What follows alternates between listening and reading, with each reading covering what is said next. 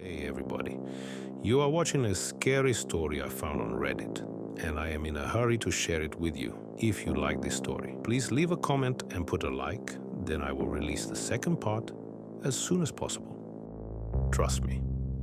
When I was 9, I met Kate. She was my first real friend. Kate was the coolest person I had ever met. She had just moved to our town from Chicago. She was allowed to walk to the park by herself. Her mom packed her goldfish in her lunch, and she painted each nail a different color. We met on the first day of school at the bus stop. We were the only two getting picked up on our street, so it made for a fast friendship. Kate and I were thick as thieves at school, and every day we rode to and from school together on the bus. There was a boy on the bus, Warren, who used to tease me every day. But since Kate and I became friends, he had left me alone. He avoided looking our way every day on the bus, actually. When I asked Kate why, she winked at me. We had a little chat, me and Warren, she said. Now, whenever Warren looked my way, she called him Smurf Head, because of his blue baseball cap he wore every day, which always garnered a laugh from our peers. She was my protector, and every day Kate always invited me over after school. My mom always said, "No, I don't know Kate's mom. If I meet her mom, then maybe," she would respond every time I asked. "Mom, please, Kate is so cool. I bet her mom is cool," I would whine. Then she would walk to me, wrap me in a hug, and would whisper into my hair. I don't know her. She is a stranger to me. Strangers can hurt kids, and I would never let anyone hurt you. I would never forgive myself, she would say. And then the conversation was over. Every day I would ask Kate if her mom could meet mine, and every day she would shrug. "My mom's really busy, but I'll ask," she would say. One day after school, Kate asked me to come over. "I can't come. My mom is working late, and she told me I had to go straight home after school," I told her. "Oh, come on. I just got Mario Kart on my Wii. Will your mom notice if you're gone an extra hour?" she asked me. I mean, she wouldn't have noticed, at least not right away. "Okay, but just for a little bit," I responded. Kate's house was like a movie. Big, fluffy couches, a big TV with every gaming device you could think of, and a kitchen with snacks pouring out of the cabinets. We played games and laughed, and I ate so much that my stomach hurt. I asked Kate if her mom was home, and she nodded and pointed towards the door. "She's in her office. It's in our basement. I'm not supposed to bother her, but if you need something, I can send her a text message," she replied. "Oh, no, that's okay. What does your mom do as a job?" I asked. Kate shrugged, eyes locked on sending a red shell in our game. "I don't know. I know she does meetings all day. She's always talking," she told me. "Okay, it's been an hour. I should go home," I said, throwing my wrappers in the trash can. "What? We are just getting started. Stay for another race," she pleaded. "Kate," I started, "I'll make sure you're home before your mom is." "Don't you trust me?" she asked. "I don't know," I said, glancing at the clock on their microwave.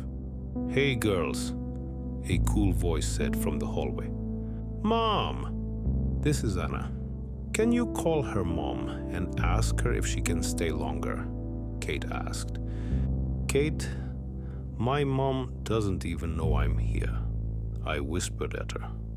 Kate's mom's eyebrows rose at me as she shut a door behind her.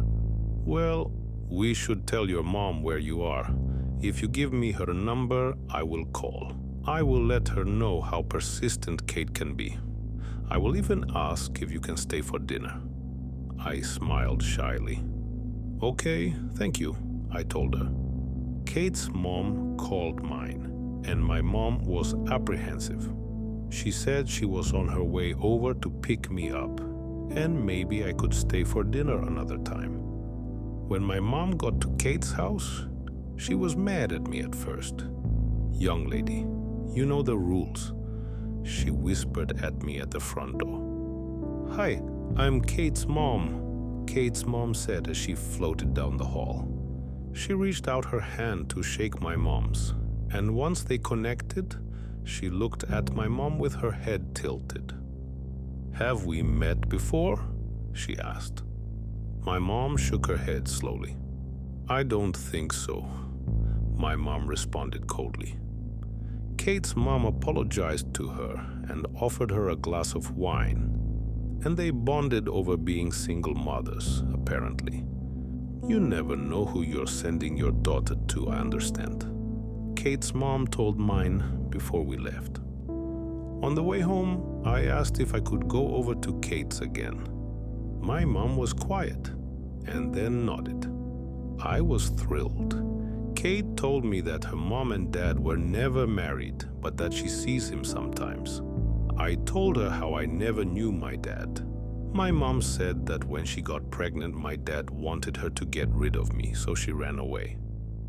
She said she was afraid of him or his family finding me and trying to hurt us, so she changed her name. Maybe that's why she was so protective over me. Who knows? Soon, my mom was calling Kate's mom to ask if I could stay at their house while she was working late, which was normally once a week or so. Kate and I had so much fun together. She had the coolest room, all purple, a huge backyard with a pool, and every movie on DVD, even the Bratz movies. We could go anywhere except the basement, because that's where her mom worked. One night over dinner, I asked Kate's mom what her meetings were about. Nothing very interesting to you girls, unfortunately. I see patients downstairs where I have a private entrance through the side of the house. I give people advice, kind of, she said. She looked as if she was weighing her words carefully. What kind of people? I asked. Crazy people, Kate chirped. Kate, not appropriate, her mom scolded. Anna, they are just some people who need some extra help. We all need that sometimes, right? I nodded like I understood, but I didn't really. When I got home, I asked my mom about it. It sounds like her mom is a therapist, my mom told me carefully. What does a therapist do? I asked, eyes wide. They meet people, listen to their problems, and try to help them with their problems, I suppose, she said, tucking my blankets around me. Like you do for me? I asked her. She laughed softly. Yes, honey. Like I do for you, she says warmly, kissing my forehead and turning off my light. Mom? I asked in the darkness. Yes, my dear, she responded. Kate said her mom helps crazy people, I said slowly. My mom is quiet for a moment, then laughs softly. Good night, sweetheart, she said softly into the room, before closing the door. The next day at school, our teacher told me that Kate had a stomach bug, so I was alone all day. School was a dud without my best friend. I passed the time by drawing a picture of us as Mario Kart drivers. I even made Kate's car purple, her favorite color. Our teacher had given me her assignments to drop off to her, so I figured this picture would cheer her up. That afternoon on the bus, Warren was acting like a terror, and I was without my armor. "Hey, Anna, where's your friend?" He sneered into my ear. I ignored him. He tugged on my ponytail. "Hey, I asked you a question, loser!" he yelled, gaining the attention of everyone nearby. "Leave me alone, Warren," I said firmly. He scoffed at my response and grabbed my open backpack that was next to me, ripping out the picture I drew for Kate. "Hey, give it back!" I yelled. Warren laughed at my picture, making fun and passing it along to his friends. "I worked hard on that. Give it back," I said shakily, losing my confidence. "You're right, Anna. I'll give it back," he said, smiling. Warren held it out to me, and just before I could grab it, he ripped it in half. Once, twice, then until it was in pieces. I gasped as I watched the pieces fall to the floor. "There you go," Warren said sweetly. I felt the tears well up in my eyes, but I turned around. Warren continued to tease me the rest of the way to my stop, but I ignored him as best as I could. When I got off the bus, I let the tears fall as I began to turn right to walk towards my house. Then I remembered I had Kate's homework, so I sighed and turned around to stop by her house first. When I got to her house, her mom greeted me at the door. "Anna, I hear you're on a homework delivery," she said cheerfully. But when she saw my face, her expression shifted. "Sweetheart, what's wrong? Did you hurt yourself?" she asked, looking me over. I shook my head, still sniffling, and reached into my pockets to retrieve the bits of the picture I was able to save. I drew Kate a picture of us driving race cars to cheer her up, but a boy on the bus grabbed it and ripped it up, I said between tears, holding the crumpled pieces up to her. "Oh, honey," her mom said, taking the pieces. "He's such a mean boy. I don't know why he did it," I said, staring at my shoes. "Come inside, Anna. Kate is napping, but let me get you something to drink," she said, putting her hand on my shoulder to lead me in. She got me settled in a stool at their kitchen island and gave me a glass of milk and some Oreos. I opened my backpack and gave her the folder for Kate with her homework. "Thank you, sweetie. I'm sorry that boy tore up the picture. I'm sure it was lovely," she said, drying off a dish and putting it on a rack. "I made Kate's car purple," I said quietly. "Well, that is just brilliant. She is obsessed with purple," she said, laughing softly. I laughed a little. "Can you not tell my mom?" I asked her. She nodded thoughtfully. "I don't know. I feel like your mom should know if someone's picking on you," she said carefully. "Please, no. She doesn't let me do anything already. If she knew about this, she would make it a huge deal and pull me out of school or something," I said, panicked. Kate's mom regarded me for a moment. Then something flicked between her eyes. "I don't think she would do that, but I won't tell your mom. But if it happens again, I will, okay?" she said. "Okay," I said apprehensively. "Do you trust me?" she asked me. I nodded. She smiled. "What was this boy's name?" she asked. "Warren," I told her. She nodded again. "Anna, where is your mom from?" she asked. Here?" I responded. "Did she live anywhere else before she lived here?" she asked gently. I shrugged. "Why?" I asked her. "Oh, no reason. I just keep thinking that I know her from somewhere, she said casually. I ate an Oreo, shrugging again. So, tell me more about the picture, she said with a smile. After I had calmed down, I walked home feeling a little bit better.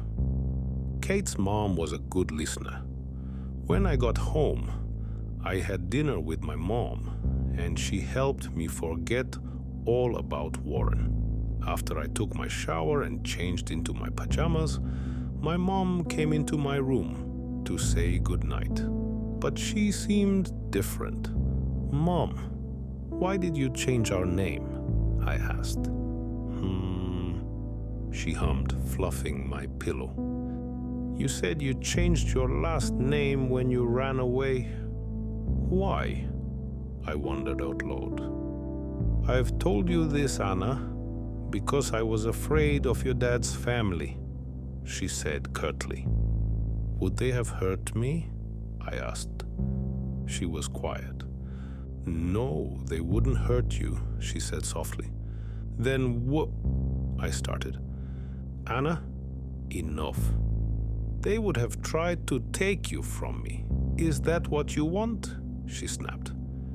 No, Mommy, I'm sorry. I didn't mean... I whimpered. My mom stared at me hard before blinking rapidly. Sweetheart, I'm sorry. I love you. I just had an upsetting call and I shouldn't take it out on you. I love you, and I'm so glad you're my little girl, she said, patting my head and wiping a rogue tear away from my cheek. I nodded. Do you trust me, Anna? She asked. Yes, and I love you too, Mom, I whisper. She tucked me into my bed, and I was almost asleep when I heard her whisper at my bedroom door. I'll never let anyone hurt you. The next day on the bus, Warren wasn't there. I sighed in relief. Kate wasn't there, but at least he couldn't bother me. When I got to school, though, the relief went away. Hey, kids, my teacher started. Has anyone heard from Warren? Everyone in the room glanced around at each other. Warren wasn't on the bus this morning, and his parents didn't call him in as absent. Did anyone see him? She asked. Everyone shook their heads and said no. Then one of Warren's friends, Elijah, raised his hand. Warren told me that Kate told him that if he didn't leave Anna alone, she would cut his throat, he said proudly. Everyone, including my teacher, turned to me. My jaw was dropped. Is that what Kate meant when she said they had a chat? Elijah, hallway now, my teacher said. Elijah got up and walked out the door. Our teaching assistant got us started on the morning work, but I could still feel the stares. Anna, could you come out here, please? My teacher asked from the doorway. I slowly stood and pushed in my chair. Am I going to be in trouble? Once I got to the hallway, my teacher and principal were there. Hey, Anna, we wanted to talk to you about Kate, my teacher said softly. I nodded. Did Kate say that to Warren? The principal asked. I don't know. I don't think so, I said quietly. Did she ever say she wanted to hurt Warren? My teacher asked. I shook my head. We would talk about how mean he was, and she called him a smurfhead, but we didn't talk about hurting him. Ever, I said. Was Warren mean to you yesterday? The principal asked. I nodded. And did you tell Kate? I shook my head. She's sick. I haven't seen her in a few days, and I don't have a cell phone, I told them. They nodded. Okay, thank you. You can go back to class, Anna, the principal said. As I returned to my desk, my head couldn't stop spinning. Kate wouldn't hurt anyone. She cried when she stepped on an ant when we were in her backyard. She wasn't like that, right? When I got home after school, my mom was already there. "Hey, sweetheart," she said, holding out her arms for a hug. I rushed to her. As she held me, she sighed into my hair. "Why didn't you tell me someone was being mean to you?" she asked me. "Great," the principal called. I began to cry. "Because I didn't want you to take me out of school. I didn't want to be away from Kate," I said. "Oh, Anna, Kate's your best friend. I would never separate you two," she said. After my mom and I talked, I called Kate on our house phone. She answered on the first ring. "OMG, were you arrested?" she asked immediately. I was glad she was feeling better. I told her all about Warren being missing and about my meeting in the hallway. "They kept asking me if you would hurt Warren," I told her. "I know. They called my mom and asked her the same thing. My mom keeps security cameras in our house though, and said she would be happy to show them I was sound asleep all night, and that I haven't left our house in 3 days." She laughed into the phone. "Did you say that to him though?" I asked. "Say what?" she asked me. That you would cut his throat if he didn't leave me alone," I said slowly. Kate was quiet for a moment. "I did say that, but I wasn't serious. I just wanted to scare him," she told me. I sighed. "Kate," I started. "I'm sorry, but it worked. He left you alone except for yesterday, when I wasn't there apparently," she responded. I paused thinking. "How did you know he was mean to me yesterday?" I asked her. "My mom," she said. "Your mom told you?" I asked, feeling my cheeks heat. "Well, no, but I heard her talking about it on the phone," she said. I was quiet for a moment. "I think she was talking to your mom," Kate said. "My mom?" I peered around the corner, making sure she wasn't there. I heard the shower, so I had a few minutes. "She called my mom?" I asked. "I think so, yeah," she said casually. My brain felt fuzzy, and I looked back and forth around my kitchen. "Anna, my mom called someone else this morning. She asked them about your mom," she said. "What?" I asked, bewildered. "I think it was someone from her work. Apparently there was someone with your mom's name who went crazy 10 years ago. She killed her college boyfriend and vanished. I guess my mom studied the case at school or something," she said, way too casually. "They had my mom's name?" I asked. "Yup," she said, popping the P, at least her first name, and I guess she kind of looks like her. How weird is that? I was silent on the other end. "Anna?" Kate asked. "I'll call you back. Just a second," I replied blankly and hung up the phone. I don't know what pulled me to it, but I needed some air. I walked out into our garage, which was mostly used for junk. I pressed the button to open the giant door when I paused. As the light came in, something caught my eye, the blinding blue of a baseball cap. I could feel my chin start to wobble as I walked towards it. I picked up the cap and looked at the inside label. Warren was printed on it. I dropped it like a hot stone and turned towards the door to the house to see my mom standing there, drying her hair with a towel. "Mom?" I asked. She shook the towel through her strands and tilted her head at me. "I won't ever let anyone hurt you, sweetheart. Not now. Not ever. Don't you trust me?" It had been 3 days. 3 days since I saw the bright blue baseball cap in our garage, confirming my suspicions, confirming that my mother, the one who tucked me in with a kiss every night, the one who cut my crusts off my sandwiches, she hurt that boy. She probably killed him. I was too scared to ask.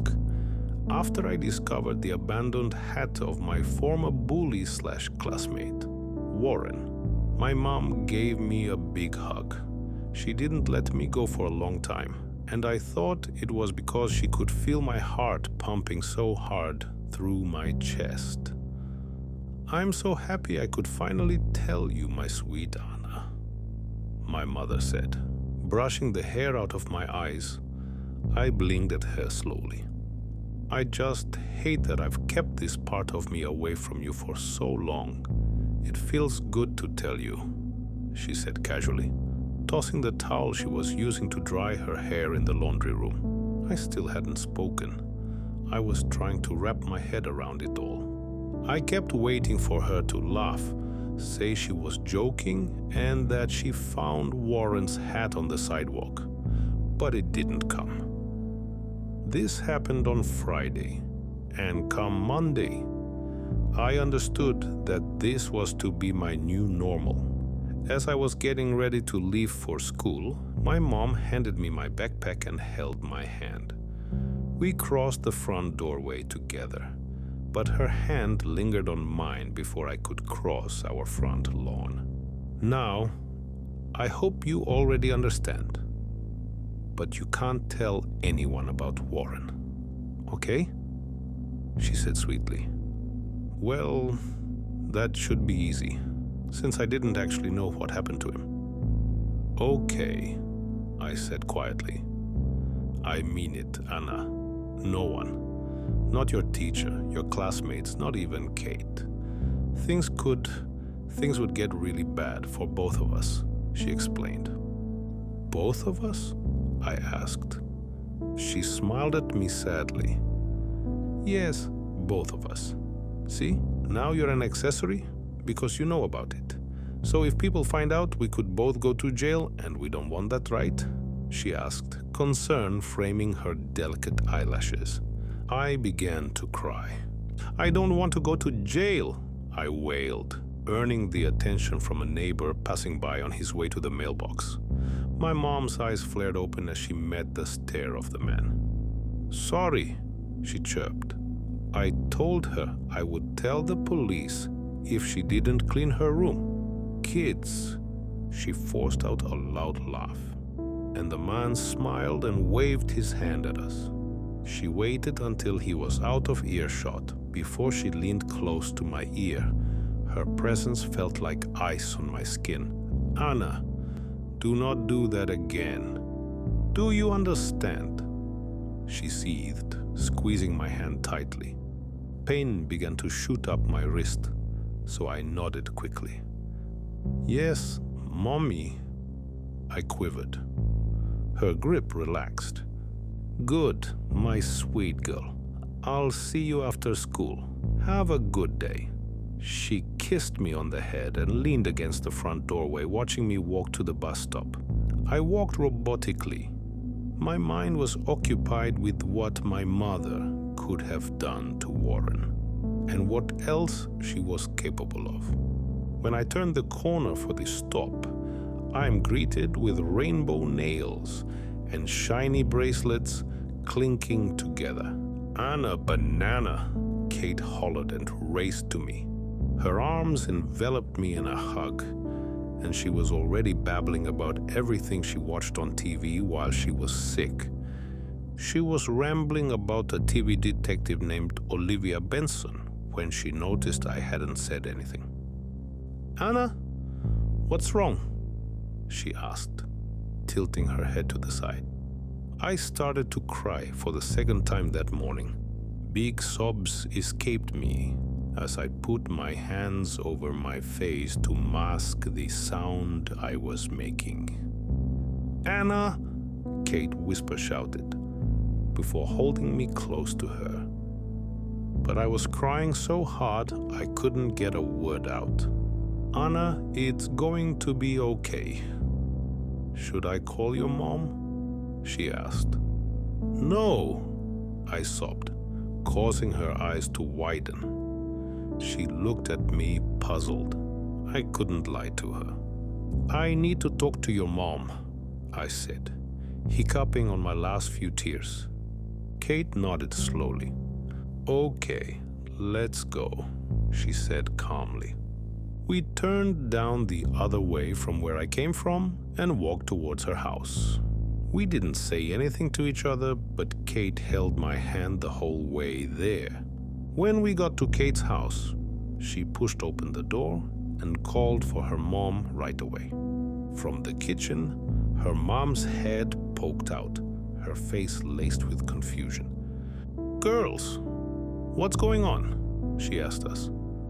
"Anna said she needed to talk to you," Kate said, all her usual confidence gone. Once her mom's eyes settled on my face, she rushed to me in a hug. "Anna, what's the matter?"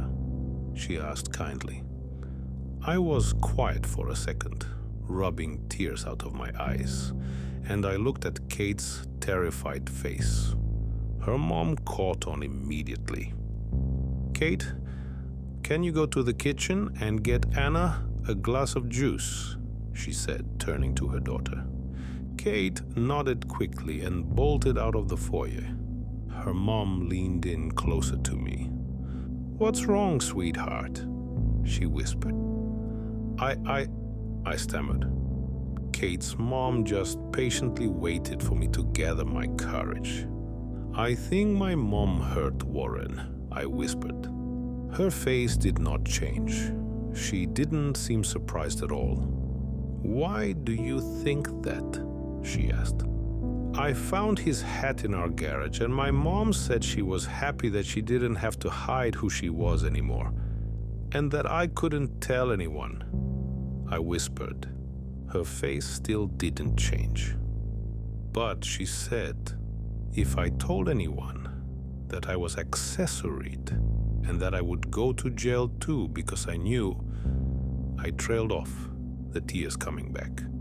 This time, her face did change. It was quick, but her eyes filled with anger. Just then, Kate returned with a cup of orange juice. "Here you go, Anna. I brought you some tissues too," Kate said, holding out crumbled tissues to me. "Let's go watch a DVD, girls, Kate. Let Anna choose," her mom said calmly. "What about school?" I asked. "I'll call them. We are going to have a girls' day instead." "Is that all right?" she asked. "Yeah, I'm never going back," Kate cheered as she brought out every Barbie DVD she could find. "We'll see about that, Catherine," her mom said as she walked to the front door and flipped all 3 of the locks on it. She crossed back into the living room and picked up the house phone. "I'm going to go into my office and call the school to let them know. I'll be right back. But do not answer that door to anyone." "Okay, girls?" Kate's mom ordered. We both nodded, and she opened the door to the basement and disappeared. I wasn't in the mood to pick a movie, so Kate picked the one called Barbie, the Princess and the Pauper. When the iconic song of the movie came on, Kate started to sing it, but I didn't join in as I usually do. "Are you sure you're okay?" she asked me. I nodded. "Just some stuff with my mom. I'll be okay," I responded. She shrugged and shifted her attention back to the screen. About 20 minutes later, loud banging began on the front door, causing Kate and I to jump. "Who is that?" I whispered. Kate got up and ran to the kitchen, grabbing a knife from the block next to the stove. "What are you doing?" I demanded. "I don't know. I saw Olivia Benson do it," Kate whispered back. Anna, open the door." My mom. I began to shake as I walked to the door. "Anna," Kate whispered. "My mom said not to open the door."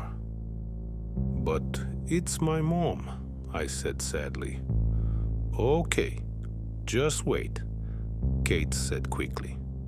I looked at her. "Let me get my mom first. We can't undo the top lock anyways. It's above the door," she said.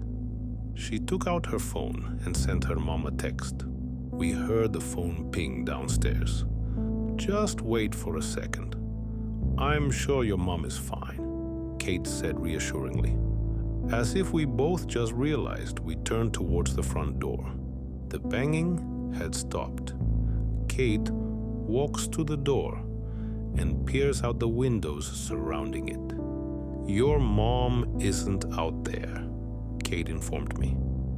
"What? Where did she go?" I asked, pushing past her to look for myself. Kate didn't lie. My mom wasn't out there. Kate took out her phone and fired off another message to her mom. We heard another faint ping from below. "Maybe she's on the phone," I offered. "She would message me back if she was," Kate said, looking over her shoulder towards the basement, knife still in hand. "Maybe we should go check," I said, gently taking the knife from her and walking to the door with her in tow. She nodded. As we opened the basement door, I heard a sound that didn't sound like talking. It sounded like an animal, like when my mom hit that stray dog with her car last year. It moaned and whined until animal control came for it. As we walked down the stairs, I realized the sound wasn't an animal at all. As the basement came into view, I saw a large space with a desk and comfy couches, and Kate's mom tied up on one of them. "Mom!" Kate screamed as she ran to her mother. "Oh my God!" I yelled, racing after Kate. Kate reached her first and was trying to undo the phone cord binding her mom's hands and feet together. "Girls," her mom whimpered, "it's not safe. Go. Get help. Please." Kate's eyes filled with tears as she continued wrestling with the cords. "I'm not leaving without you," she said between sobs. "Now, isn't that true, mother-daughter loyalty?" A familiar voice sounded from behind us.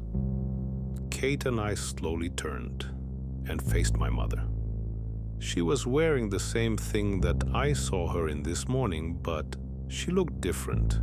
Her normally perfect hair was now frizzy, sticking up at weird angles.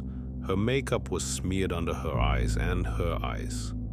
They didn't look like my mother's normal eyes. "Mom," I whispered. "Anna, I gave you one job. And the second you're out of my sight, you tell someone, we just went over this an hour or so ago?" She wondered out loud. I'm frozen. "Your school called when you didn't turn up, but I thought that was weird since I watched you go to the bus stop. So I thought, where could she have gone between here and school? And it just hit me that you had to tell someone. And of course it would be your best friend." She rambled, laughing maniacally and pacing the basement. Kate looked at me out of the corner of her eye, and when her mom groaned again, she moved to be beside her. "So I get here, and you don't open the door, right? Is that right, Anna? You didn't open the door for your own mother?" she asked, stepping closer to me. I nodded, shaking. "So," I reached into my brain and tried to remember. And I remembered. The first night I came to get you, another time you betrayed me. Kate's mom mentioned that she had a side door to see patients out of. Which is a great idea. Keep the crazies down low and away from your daughter, right? You never know. What could happen? My mother screeches towards Kate's mom. I feel like I'm not breathing. Well, couldn't keep all the crazies away, huh? My mom laughed as she crossed the room in one swift movement. I closed my eyes, bracing for impact when nothing comes. Then I heard Kate's voice cry out. "Kate!" I screamed as my mom grabbed Kate by the hair and began to walk towards the still open basement door to the outside. Her mom yelled and tried to sit up, but she couldn't make it. When she thrashed back down, I saw blood on the side of her head. "Please, Kate," her mom whimpered. "Well, it's only fair. You stole my daughter. I steal yours. An eye for an eye, but don't worry. I doubt with the brick I threw at your temple you won't be alive much longer to see it anyways," my mom said in her sweetest voice. Kate was sobbing, her mom was growing quiet, and my mom was halfway out the door with my best friend in tow. I had to do something.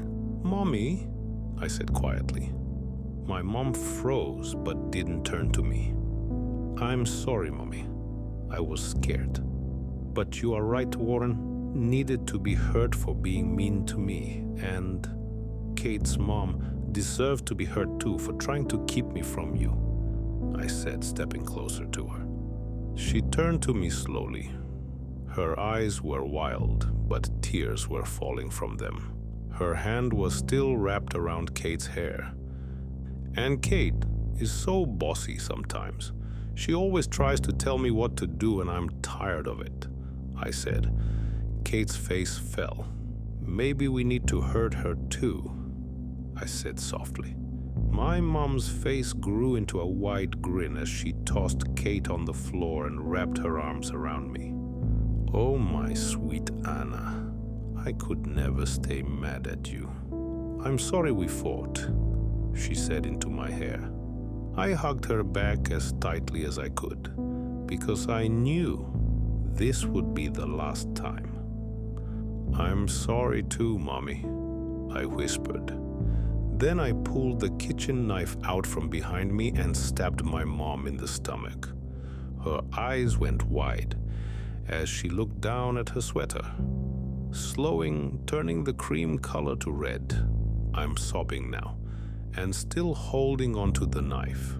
She looked back up at me, and her mouth opened like she wanted to say something, but nothing came out. "I love you, Mommy. I love you, Mommy. I love you, Mommy.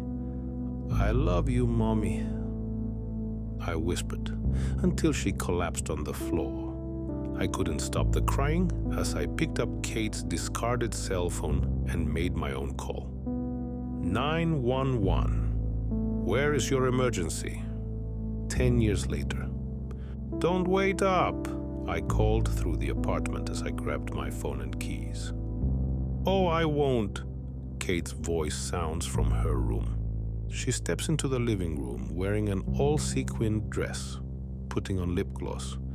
"Are you sure, you don't want to come?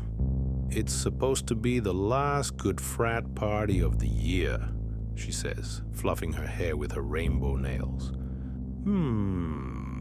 Tempting, but I'll pass.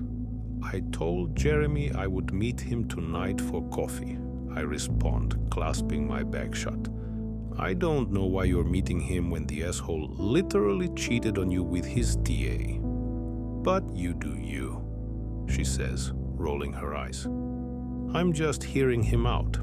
I have no interest in getting back together." I laugh. "Okay. Just don't be out too late. We have breakfast with my mom tomorrow. And if you're tired, I will tell her you're getting back with Jeremy, just so you feel her wrath." She cackles as she grabs her own bag and keys. "Definitely don't want that. I promise this is just for closure," I respond.